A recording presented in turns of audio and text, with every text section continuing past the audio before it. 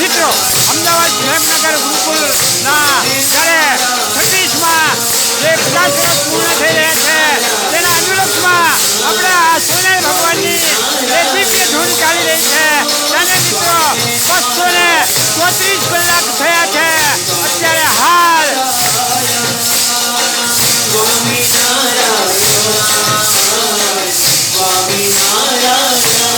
અને મિત્રો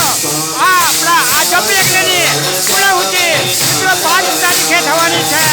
5/1/2025 રોજ.